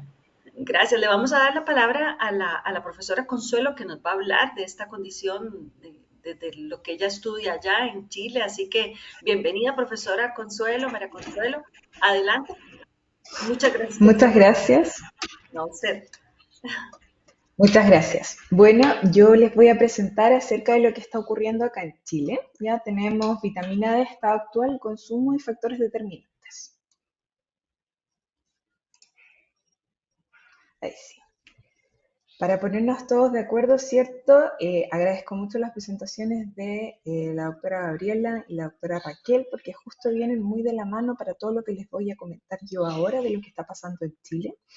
En términos de insuficiencia y deficiencia de vitamina D a nivel mundial, rápidamente podemos mencionar un estudio que es de 2017 publicado en Nutrients, en donde tenemos que, sobre todo en la población, ¿cierto?, la latinoamericana, tenemos de un 20 a un 77% entre esta insuficiencia y deficiencia, cuando insuficiencia se va a determinar como niveles de 25-hidroxivitamina D entre 50 a 74 nanomol por litro, o un término que ocupamos más acá en Chile, ¿cierto? Que va de 20 a 29 nanogramos por ml a nivel sérico. Por otro lado, tenemos deficiencia, un nivel, ¿cierto?, más complejo, ¿ya? Después la vamos a dividir, disculpen, después la vamos a dividir en severa, moderada y leve, pero inicialmente tenemos esta deficiencia, ¿cierto?, como niveles inferiores a 50 nanomol partido en litro o 20 nanogramos partido por mililitro. ¿Qué es lo que quiero comentarles antes de comenzar a mostrarles los datos que tenemos acá en Chile? Tenemos que recordar la geografía de Chile. Nosotros, ¿cierto?, estamos al sur, ya yo escuchaba a la doctora Gabriela inicialmente hablando del clima que tienen, ¿cierto?, allá en Centroamérica. Bueno, el nuestro es bastante diferente, pero además es muy diferente de región en región. Entonces les quiero comentar solo para que se entienda después los estudios que vamos a revisar, que nosotros en Chile tenemos, ¿cierto?, un país alargado en su geografía y tenemos regiones en el norte, ¿cierto?, que reciben efectivamente una radiación solar mayor, ya estudios también enfocados en Santiago, que está al centro del país, y estudios enfocados al nivel austral, donde tenemos, por ejemplo, la región de Magallanes, en donde vamos a revisar un estudio de Punta Arenas, que es una ciudad, una ciudad capital de esa región. ¿Ya? ¿Qué datos tenemos en Chile? Bueno, para comenzar, el promedio anual de radiación UV es bastante diferente, como podrán, ¿cierto?, evidenciar con la geografía de nuestro país, y tenemos que en Parinacota, que sería la región más al norte de nuestro país, es alrededor de un 5,03, comparado con Santiago, que está al centro, que es de un 3,15, y en Magallanes, que es la región más austral, más al sur de Chile, con un 1,1. Ya acá podemos ver, de hecho, ya una diferencia importantísima. Sabemos, ¿cierto?, que habitantes de latitudes extremas tienen un mayor riesgo de evidenciar niveles de deficiencia severa de vitamina D, y esto también se complementa con el fototipo de la piel, ¿ya?, de la población de esa zona. ¿Qué datos tenemos en Chile? Bueno, nosotros realizamos una encuesta nacional de salud. Ya esta encuesta sí ya debería ser prontamente actualizada porque tenemos los datos de 2016-2017. Y acá sí se especificó la toma de muestra para mujeres y para personas mayores para la pesquisa, ¿cierto?, de deficiencia de vitamina D. ¿Ya? En el grupo de mujeres entre los años de 15 a 49 años, se obtuvo un 84% de mujeres con una deficiencia de vitamina D, ya consideren que esto fue hace años atrás, pero altísimo de todas maneras, y un 16% que posee un déficit severo de vitamina D, ¿ya? ¿Qué pasa con las personas mayores? El panorama no es diferente, ¿ya? Solo un 13,4% de las personas mayores en Chile presentaban niveles aceptables de vitamina D o suficientes, versus los casos severos que llegaban al 21,5% de las personas examinadas, ¿ya? O sea, un 21,5% de personas mayores tiene una deficiencia severa de vitamina D. Y acá podemos recordar, ¿cierto?, lo que se tocó en las presentaciones anteriores, en donde hay tal vez un menor consumo, pero también es una población que tiene una menor exposición al sol. El primer estudio que les voy a mostrar es un estudio que se realizó el año 2018, ¿ya?, en 3 regiones, ¿ya? En Santiago, ¿cierto?, en el centro, en Concepción, que es una región que si bien no está tan al sur, ¿cierto?, sí es una región que está más abajo en el mapa, ¿cierto?, que Santiago, y en Antofagasta, que es una de las segundas regiones que está más al norte, ¿ya? En este estudio se analizó, se obtuvo una muestra de 1.134 preescolares y escolares de entre 4 a 14 años. ¿Ya? Acá tenemos los datos antropométricos, ¿cierto?, de estos niños, ¿ya? si bien no habían diferencias significativas entre regiones en la mayoría de los sexos, en Antofagasta sí hubo una diferencia y había más cantidad de niños, ¿ya? Pero de todas maneras en Santiago y Concepción se mantuvo equiparado. Acá, ¿qué estaban buscando? ¿Cuál es el objetivo de este estudio, cierto? Identificar, pesquisar cuáles eran los niveles de vitamina D y compararlo por regiones, también IMC, y obtener estos resultados, ¿cierto? Acá también se evaluó la cantidad de lácteos que se consumía semanalmente, las porciones diarias que se consumían y el consumo de pescado, ¿ya? ¿Qué es lo que se obtuvo? ¿Ya? Rápidamente tenemos que el 80% de los niños, ¿cierto?, tenían una deficiencia sérica de 25-hidroxivitamina D, y acá está separado en deficiencia grave, tenemos un 1.7%, tenemos un 24,6% de deficiencia moderada y un 54% de deficiencia leve.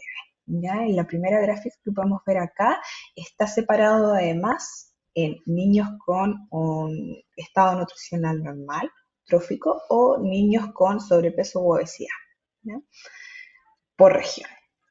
Acá podemos ver, ¿cierto?, que además, acá tenemos, ¿cierto?, también los datos en número para mayor practicidad, pero además podemos ver que entre estas regiones, estas tres diferentes regiones, ¿cierto?, ubicadas geográficamente bastante diferentes, no hubo diferencias en la comparación si se despejaba por peso. O sea, en este caso, el porcentaje de déficit de 25-hidroxivitamina D aumentó, ¿cierto?, al comparar por peso y obesidad versus un peso adecuado. Y esto fue igual en todas las regiones, ¿ya? O sea, a diferente radiación ultravioleta, ¿ya? Vamos a tener que considerar en este caso, tal vez de forma más específica, el estado nutricional de los niños que su ubicación geográfica o lo que vayan a recibir, ¿cierto?, de radiación. Tenemos otro estudio, como les comenté inicialmente, en Punta Arenas. Ya Punta Arenas está localizada en esta región, en la región de Magallanes, ¿ya? Y bueno, este estudio es del 2015, no es un estudio nuevo, pero tiene unos resultados bastante interesantes que me gustaría mostrárselos porque sabemos, ¿cierto?, que esta población actual tiene un alto riesgo de deficiencia de vitamina D, ¿ya? Sabemos que la suplementación es una medida que, ¿cierto?, podríamos utilizar para revertirla, ¿ya? Pero ¿el exceso de peso afectará esta respuesta a la suplementación? Bueno, acá tenemos un estudio, acá tenemos la tabla de las características demográficas, ya eran 108 niños en una promedio de 9 años, ya teníamos niños con estado nutricional normal, con exceso de peso, separado por sobrepeso y por obesidad. Vamos a ver. Los primeros resultados difieren un poco de los resultados que les mostré anteriormente porque acá las concentraciones de vitamina D no varían según el estado nutricional. Ya tenemos estadísticamente, ¿cierto?, la misma cantidad de deficiencia en niños que tienen peso normal, niños que tienen sobrepeso o niños que tienen obesidad. ¿Ya? En el siguiente gráfico podemos ver la respuesta a la suplementación que tuvieron estos niños, ya los niños por supuesto que tenían deficiencias de vitamina D, deficiencia severa de hecho, y cómo esta suplementación sí fue efectiva, ya, o sea, la suplementación es una medida que por supuesto que deberíamos ocupar en el caso de estar en presencia de pacientes con deficiencia severa, perdón, pero el resultado más interesante es el que viene acá, que es la variación de la concentración, ¿cierto?, de la 25-hidroxivitamina D posterior a la suplementación según el estado nutricional. ¿Qué podemos ver acá? Que el exceso de peso, acá tenemos los niños, ¿cierto?, con peso normal y los niños con exceso de peso, recuerden que teníamos sobrepeso y obesidad. Este exceso de peso sí interfiere en la respuesta a la suplementación farmacológica, ¿ya? Se necesita una dosis, de hecho, según este estudio, un 32% mayor ya de vitamina D3, ¿cierto?, para lograr la misma concentración de 25-hidroxivitamina D en niños con un peso normal, ¿ya? Por tanto, bueno, contextualizando, ¿cierto? Estos niños sí presentan un exceso de peso importante. Ya les voy a mostrar más adelante algunos datos que tenemos en niños sobre el exceso de peso bien recientes. También tiene una alta prevalencia de deficiencia, sobre todo y diferente quizás a otras regiones de deficiencia severa. Pero además, hay que considerar, ¿cierto?, que para la suplementación vamos a necesitar diferenciar por estado nutricional. ¿Cuáles son los factores determinantes en Chile? ¿Ya? Como yo creo que ya, ¿cierto?, lo hemos comentado, acá la prevalencia de sobrepeso, obesidad es una condición principal para el secuestro o la dilución de la vitamina D, ¿cierto?, como lo mencionaron anteriormente. Pero tenemos que considerar que Chile, ¿cierto?, es un país que efectivamente tiene elevadas tasas de exceso de peso, y de hecho acá la primera gráfica que les puedo mostrar es del mapa nutricional de la JUNAEP de 2023, en donde año a año se toma una muestra a lo largo de Chile de estudiantes de colegios que son dependientes, ¿cierto?, del Estado financieramente, donde participan niños de primero básico, de tercero básico, de quinto y de primero medio, ¿ya? Se les toma su estado nutricional. Los datos que tenemos del año pasado nos muestran que alrededor del 50% de los niños, ¿ya?, de esta muestra presentan un exceso de peso. Ya tenemos cercano a un 23% de obesidad, ¿ya?, y un porcentaje aún mayor de sobrepeso. Por tanto, efectivamente, ese es un factor determinante en Chile. Otro punto importante es que recordemos que la disminución, ¿cierto?, de esta vitamina D se correlaciona con mayor tasa de sobrepeso y obesidad, y esto está relacionado, ¿cierto?, y con, por supuesto, efectos adversos a largo plazo, ¿ya? Otro punto importante que me gustaría comentarles es que en Chile no destacamos tampoco por nuestro consumo de lácteos, ni por nuestro consumo de pescados, ¿ya? De hecho, el consumo está por debajo de la recomendación de las guías alimentarias, que es lo que utilizamos, pero de todas maneras el consumo de lácteos sí ha ido aumentando. Ya tenemos datos hasta el 2018 del consorcio lechero, en donde está separado, ¿cierto?, por queso, leche fluida, yogur y otro tipo de lácteos, y podemos ver que a medida que avanzan los años sí el consumo va aumentando, ya sobre todo el consumo de quesos. Chile es un muy buen consumidor de quesos, pero de todas maneras todavía no llegamos, ¿cierto?, a la recomendación, y por supuesto que estamos muy por debajo de cubrir los requerimientos de vitamina D vía oral. ¿Cuál es la posición de Chile o de organizaciones de Chile sobre el diagnóstico y el tratamiento de vitamina D? Acá tenemos recomendaciones de la Sociedad Chilena de Endocrinología, ¿ya? Estas recomendaciones son recientes, son del 2022, ¿ya? Y se recomienda la medición del examen, ¿cierto?, la medición de la 25-hidroxivitamina D a todo paciente con enfermedad ósea metabólica, pero además a todo paciente con factores de riesgo para tener deficiencia o trastornos de la vitamina D. Y ahí entran muchos. ¿Quiénes van a entrar? Pacientes con exceso de peso, ¿ya? Pacientes que no tengan o se evidencia, ¿cierto?, que no tienen exposición solar recurrente, ¿ya? Y ahí podríamos tener, por ejemplo, a las personas mayores, ¿cierto? Personas que tienen prescripción de bloqueador o alejarse del sol por fotosensibilidad, problemas a la piel, etc. Personas que tengan diabetes, ¿cierto?, como comentaban en la presentación anterior, personas que tengan patologías como la hipertensión también, ya problemas metabólicos asociados, todas personas con enfermedad renal, ¿cierto?, personas con enfermedad hepática, mujeres en edad fértil, ¿cierto?, mujeres embarazadas, etc. ¿Cuál es la prevención y el tratamiento? Acá la sociedad es súper clara. Personas mayores sí o sí se deberían suplementar con al menos 800 unidades internacionales diarias, ¿ya? Y acá hacen la especificación de que si es una persona que no tenga antecedentes de poder tener niveles excesivos de vitamina D por suplementación, no es 100% necesario el examen para comenzar la suplementación, ¿ya? Ahora, no se recomienda usar estas megadosis de vitamina D de manera habitual, ¿ya? Y eso debe dejarse de uso exclusivo para una persona que efectivamente presenta una deficiencia severa de vitamina D, comprobada con, ¿cierto?, un examen bioquímico y durante un tiempo determinado. Ya en embarazadas no se recomienda tampoco la suplementación de megadosis de vitamina D. ¿Qué es lo que pasa con los niños? Bueno, en Chile hace ya bastante tiempo, ¿cierto? Tenemos la directriz de suplementar con 200 unidades internacionales desde el mes de vida a los niños que estén alimentados con lactancia materna exclusiva y a los niños que tengan una alimentación mixta, pero que sea de 500 ml, o sea, un nivel inferior a 500 ml de fórmula infantil fortificada, que acá están todas las fórmulas infantiles fortificadas, las que son de reemplazo de lactancia materna, ¿ya?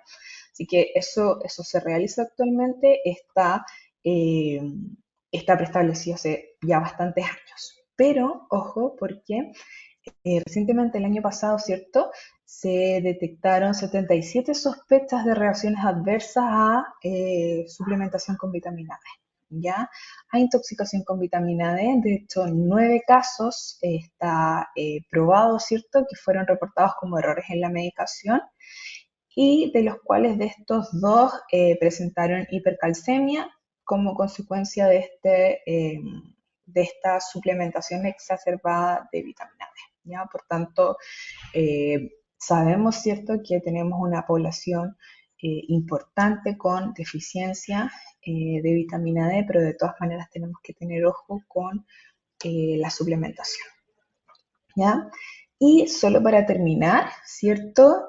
Comentarles brevemente que en Chile hay un plan de fortificación para la vitamina D, pero no voy a ahondar en eso porque sé que quizás me estoy adelantando, pero sé que la próxima sesión va a hablar un experto acerca de lo que estamos haciendo acá en Chile sobre la fortificación de vitamina D. Me gustaría comentarles que el 2022 el Ministerio de Salud de Chile, ¿cierto?, el MinSal, anunció que se va a fortificar con vitamina D la leche líquida y la leche en polvo, además bebidas de origen vegetal, ¿ya?, como uso alternativo de la leche enfocado, ¿cierto?, en la población vegana, y las harinas, ¿ya? Esto se va a realizar, o se iba a realizar a partir de este año, les voy a comentar que se atrasó un poquito, pero de todas maneras ya está modificado el Código Sanitario de los Alimentos de Chile para fortificar con vitamina D, por tanto se han seguido ciertas directrices de países, de los países nórdicos, por ejemplo, que llevan mucho tiempo con suplementación de vitamina D y se va a realizar acá. Ya, por supuesto que sabemos que la matriz ideal, ¿cierto?, va a ser la leche, pero se está comentando, se está dilucidando si las harinas finalmente van a ser la materia prima, que es una matriz que ya está intervenida, ¿cierto?, con ácido fólico acá en Chile, pero no es la matriz tal vez quizás más adecuada para la vitamina D, así que se está comentando y espero que en la próxima sesión el experto nos pueda, ¿cierto?, dilucidar bien qué es lo que va a pasar finalmente, porque como ya les comenté, esto se atrasó 24 meses más al menos, dio como plazo máximo el Ministerio de Salud. Así que esperemos que para el 2026 ya tengamos productos tanto nacionales como internacionales fortificados acá en Chile. Esa fue mi presentación, les agradezco mucho la atención, les dejo mi correo electrónico en caso de dudas. Bueno, le vamos a dar también las gracias a la doctora Consuelo por su presentación y por darnos de manera muy clara, pues indicarnos cuál es la situación que tenemos también en nuestro país hermano de Chile. Así que muchas gracias, profesora, por esta presentación tan interesante. La verdad es que de las 3 tenemos o hemos logrado el objetivo del día de hoy, ¿verdad? Y que también pues nos precede a ese segundo seminario que sobre vitamina D tendremos en unas semanas y que vamos a conversar. Bueno, tenemos varias consultas para ustedes, así que vamos a iniciar con ellas. La primera es para la profesora Gabriela, dice, habló de la relación entre la glándula tiroidea y la vitamina D. ¿por qué para el vitiligo se recomienda la suplementación de vitamina D a dosis superiores a la fisiológica? ¿Y por qué a la vitamina D3 se le llama hormona? Ok, bueno, muchas gracias por la pregunta. Punto número 1, no es la hormona tiroidea, es la paratiroides, es otra. Entonces, para hacer esa aclaración.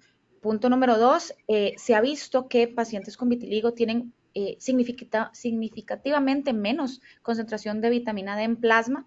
Sin embargo, esto puede obedecer a que tienen que resguardarse más del sol para no sobreexponer su despigmentación. Entonces, no es que la suplementación vaya a afectar, causar o tener alguna relación fisiológica con el vitiligo en sí, sino que es como una recomendación que se les da porque normalmente tienen deficiencia, pero para todas las otras acciones de la vitamina D.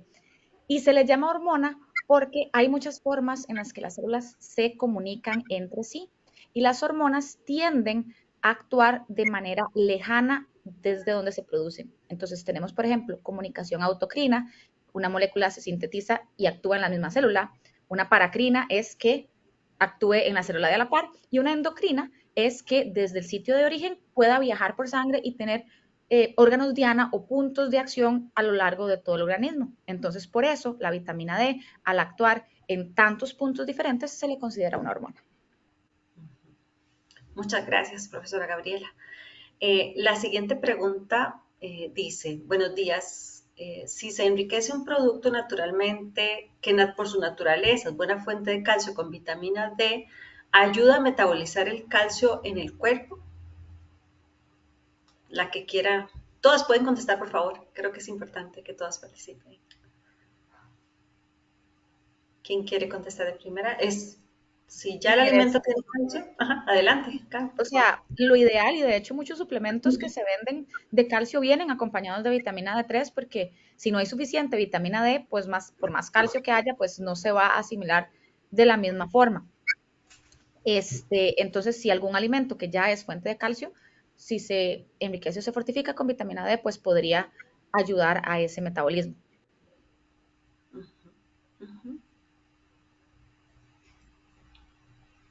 Yo creo que antes la doctora Consuelo estaba hablando algo muy interesante sobre la decisión de cómo se define que un alimento sea, ¿verdad?, fortificado o enriquecido para utilizarlo. Entonces, no sé si te ves, doctora, adelante, por favor. Sí, sí, por supuesto. Mira, justamente de la mano con lo que dice la doctora Gabriela, efectivamente la leche, por ejemplo, podría ser, y ya que contiene cierto un poco de vitamina D, sería una matriz ideal para la fortificación, justamente porque tenemos una matriz lipídica, ¿cierto? Una matriz grasa, ya recordemos que la vitamina D es de origen lipídico, y además tenemos el calcio, que como muy bien comentaron previamente, va a aportar, ¿cierto?, en la absorción de esta vitamina.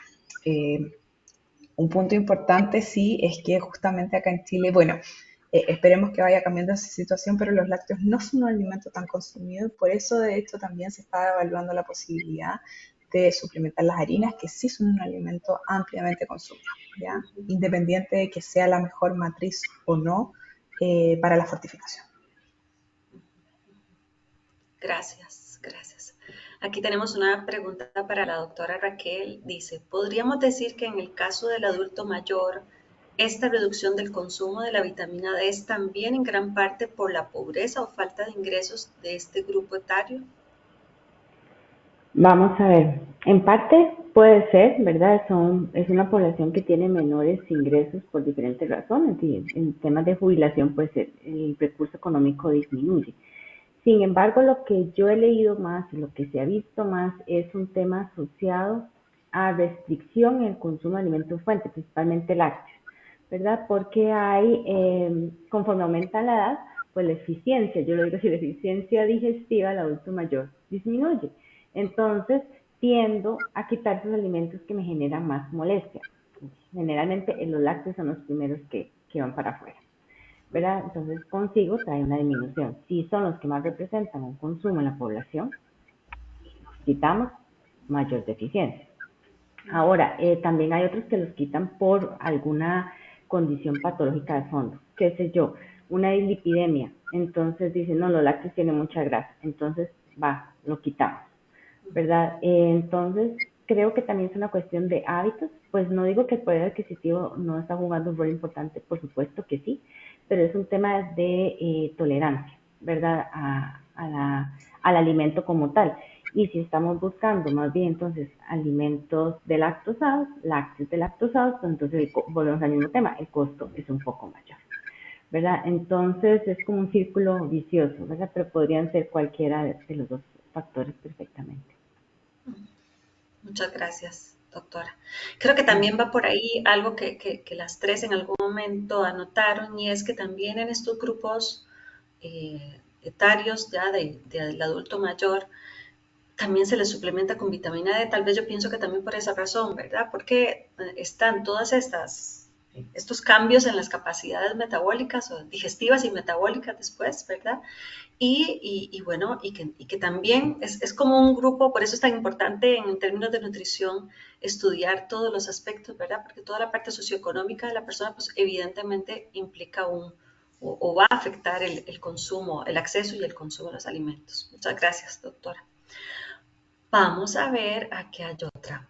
Dice, buenos días, me gustaría saber cuál es la relación que hay frente al consumo y los niveles plasmáticos de vitamina D, comparando América versus Europa. No sé si alguna... Bueno, Yo creo que acá es más complicado responder debido a que tenemos que hacer la diferencia, ¿cierto?, de los países de Europa que sí tienen fortificación obligatoria de vitamina D en los alimentos con los que no. Ya, yo les mostré inicialmente una imagen, ¿cierto?, de los niveles de deficiencia de vitamina D y tenemos que en general, por ejemplo, los países nórdicos, si bien por su baja exposición solar, básicamente la mitad del año, ellos tienen hace un montón de tiempo reglamentada la fortificación de vitamina D, por tanto no tienen niveles grandes de deficiencia. ¿Ya? Entonces, en ese caso, eh, ese tipo de país efectivamente tiene un consumo adecuado vía oral o por la alimentación de vitamina D, pero gracias a esa fortificación. ¿Ya? Es difícil llegar a los niveles adecuados de vitamina D solo considerando los alimentos que tenemos disponibles sin que estén fortificados. claro, y esa es también la cultura alimentaria, ¿verdad? En Europa se consume muchísimo lácteo comparado con Latinoamérica en general, ¿verdad? Muchos quesos, sobre todo quesos, pero también el yogur y la leche son cosas que también se consumen a nivel general.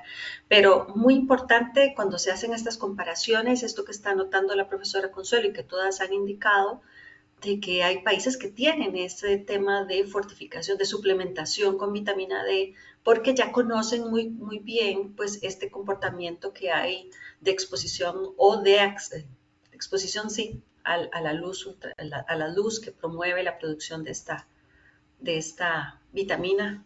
Así que bueno, vamos a ver qué nos preguntan más. Dice, un comentario para la doctora Díaz. Hoy en día se cuenta con vitaminas D solubles en grasa y dispersas en matrices más acuosas, por lo que no se le vería problema una adición en el pan y otras matrices de alimentos. ¿Sabes? Esto es muy interesante. No sé, profesora Consuelo. Sí, de todas maneras, ¿cierto? Acá tenemos un desarrollo importante a nivel bioquímico para que sea adecuada, ¿cierto?, la incorporación en una matriz que no sea lipídica para la harina, por tanto se puede hacer de todas maneras, ¿ya? Yo soy más fan de la matriz alimentaria lipídica porque siento que respetamos un poco, ¿cierto?, la naturaleza de la vitamina, pero con los adelantos bioquímicos de todas maneras que es factible y por eso también está en conversación. Y digo acá que eso debe ser muy, el hecho de poder tener un enriquecimiento, una fortificación de un alimento utilizando estos medios acuosos, debe ser también basado en esto que estaba hablando la profesora Raquel, de que las personas a ciertas edades ya tenemos problemas con los lácteos, por ejemplo, ¿verdad? Entonces buscando alternativas también e innovación para que esto se pueda dar y que pues al final pues todos podamos consumir alimentos que contengan estos nutrientes tan importantes. Hay una pregunta que tiene que ver con la suplementación específica en una condición de salud específica, nos hace una de las personas que está con nosotros. Y evidentemente aquí ninguna le vamos a dar la recomendación de suplementación de cuánto debería consumir, ¿verdad? Pero entonces vamos a utilizar esta pregunta para orientar a las personas sobre el uso de los suplementos. Entonces, ¿qué debe hacer una persona para poder identificar si necesita o no suplementarse con vitamina D? ¿Quién quiere empezar? Sería bueno, adelante, profesora, por favor. Si quieren yo empiezo y después ahí las compañeras me pueden aportar. Lo primero que hay que hacer es hacerse el examen, ¿verdad? Ir al laboratorio y determinar qué nivel de insuficiencia tengamos, ¿verdad? O de deficiencia, ¿verdad? Porque son dos rangos diferentes. Y el protocolo a seguir depende, ¿verdad? Generalmente cuando ya estamos en niveles por debajo de los 20 nanogramos por mililitro, pues entonces hay que tener una inyección, por decirlo así, una carga importante de vitamina D para lograr llevar al cuerpo a los niveles óptimos, ¿verdad? Si estamos hablando de un nivel de insuficiencia, pues la concentración a dar es menos, pero eso generalmente es un acompañamiento profesional. Hacemos el examen y lo llevamos al profesional de salud que nos evalúa y nos dice cuánta es la cantidad y a través de qué forma, ¿verdad? Hay tabletas, como les decía, hay también en forma líquida, entonces eso depende del nivel de insuficiencia que se tenga, y cuánto es lo que se prescribe y el medio que esté disponible. Generalmente después de 3 meses de la suplementación se vuelven otra vez a repetir los exámenes para ver si hemos alcanzado el nivel óptimo, pero siempre con acompañamiento de un profesional en el área, ¿verdad? Porque es una vitamina liposoluble, ¿verdad? También hay peligro de toxicidad. Es lo menos frecuente, ¿verdad? Pero sí hay, vea que la compañera Díaz ahora lo mencionó, ¿verdad? Casos aislados, pero no hubo. Entonces eso sí es mejor siempre con un acompañamiento de un profesional y con la evidencia previa antes de tomar cualquier decisión. ¿Algún comentario extra? A mí me gustaría complementar a la doctora Raquel que existe también la forma de suplementación tanto como megadosis como dosis diarias, ¿ya? Y acá no nos podemos confundir porque si es que vamos a tener quizás algún caso de toxicidad es generalmente producto de que se está utilizando tal vez megadosis de vitamina D como si fueran dosis diarias de vitamina D. Entonces ahí tenemos que tener ojo y efectivamente siempre tiene que estar prescrito por un profesional posterior al examen. ¿Ya? Acá en Chile utilizamos mucho formato gotas, ¿ya? Que vienen en un aceite, ¿cierto? Tanto megadosis como dosis única para mejorar la absorción. Excelente.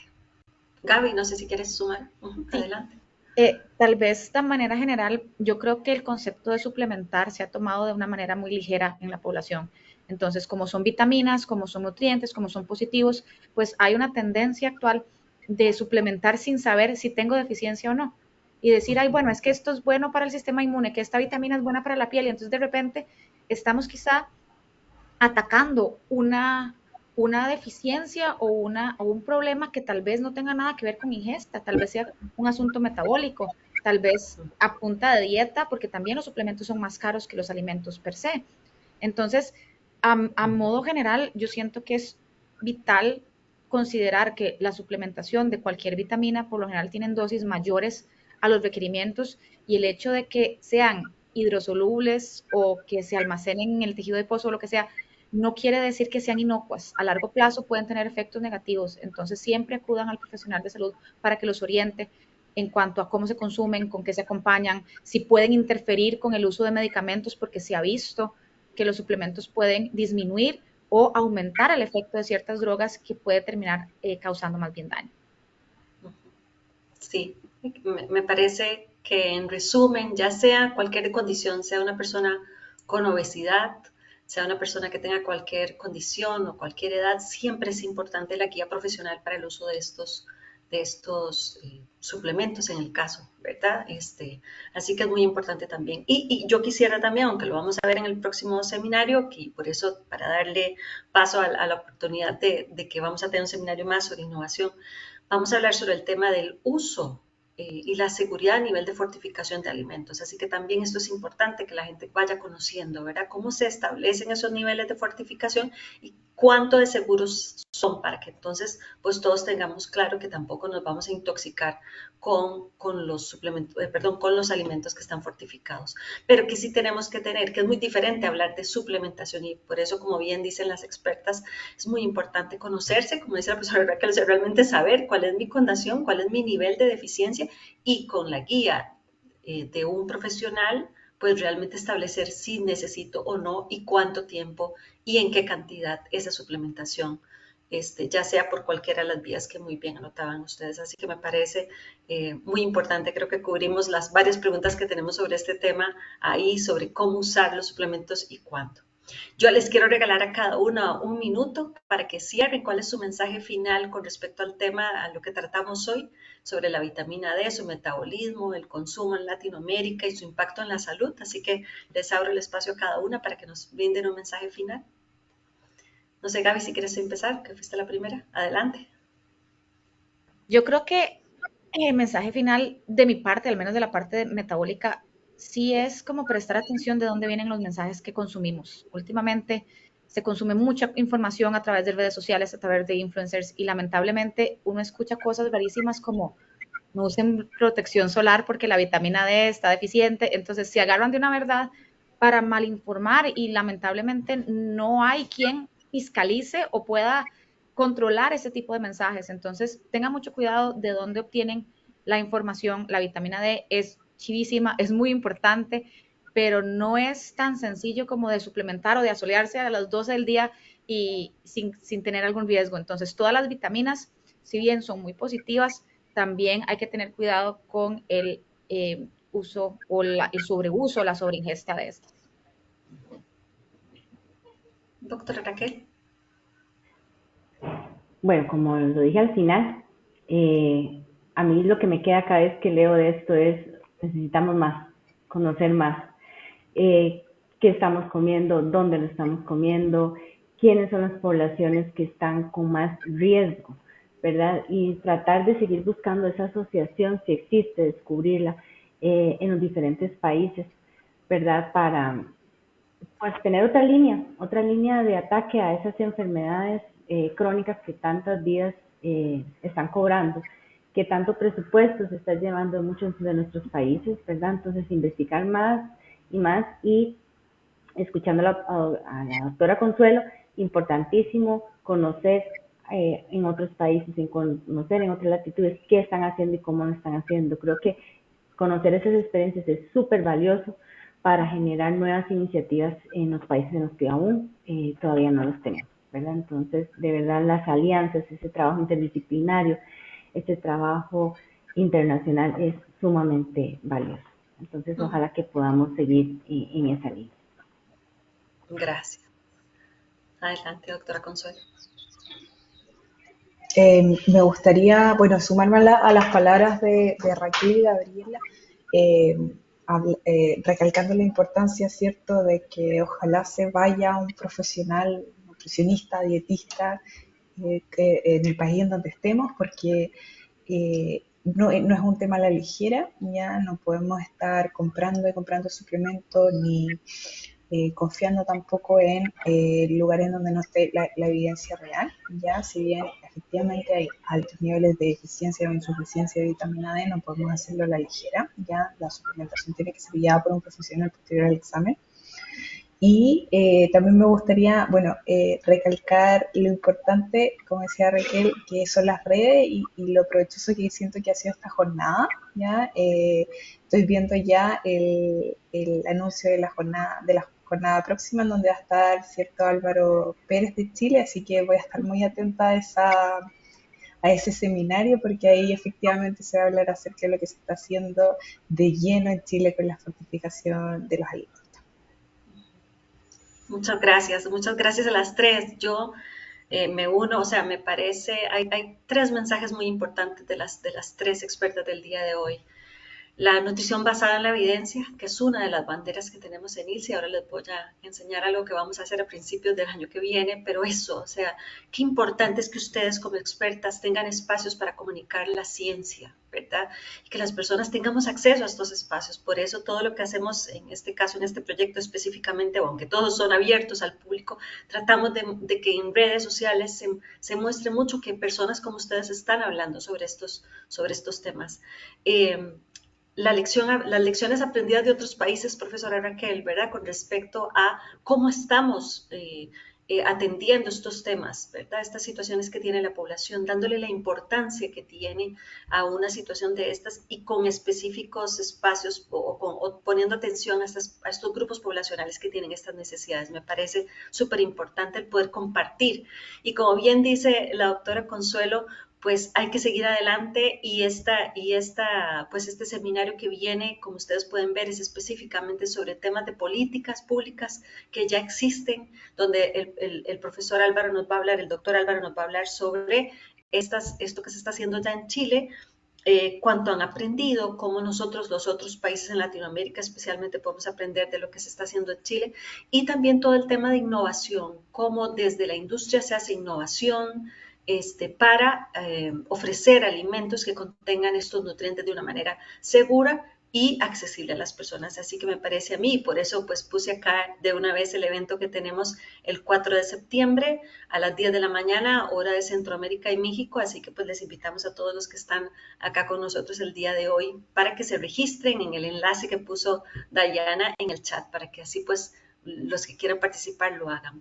Y aprovecho hablando del tema de la nutrición basada en la evidencia para contarles, hoy es la primera vez que lo hacemos público, hemos establecido un convenio con la Academia Española de Nutrición y Dietética, donde está en la base de una red de nutrición basada en la evidencia, que tiene miembros prácticamente de toda Iberoamérica, y vamos a tener a partir de enero 2025 el primer curso de lo que llama o con el nombre de práctica basada en la evidencia para profesionales sanitarios de la nutrición.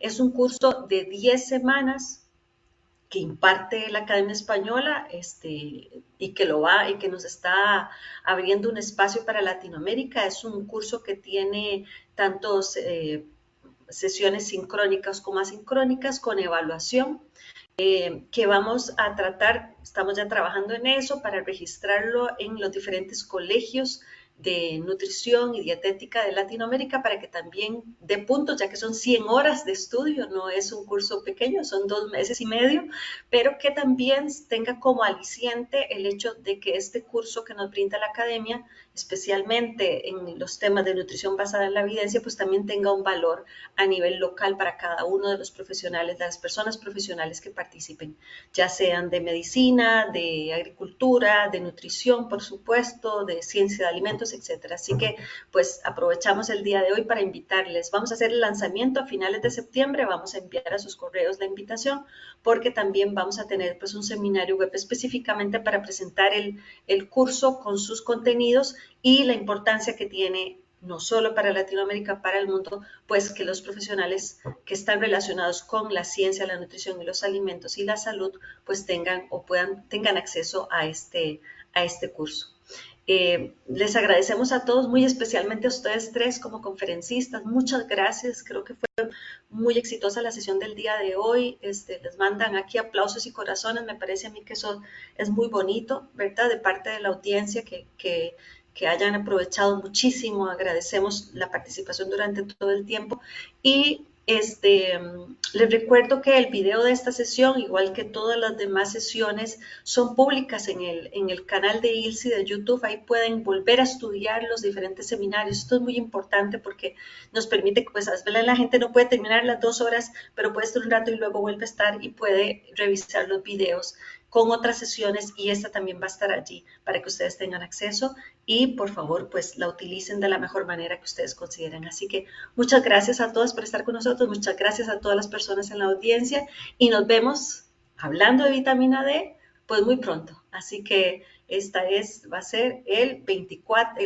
el 4 de septiembre a las 10 de la mañana. Nos vemos otra vez hablando de vitamina D. Nos vemos. Muchas gracias. Un aplauso para todos ustedes y que tengan una feliz tarde. Saludos. Abrazo fuerte.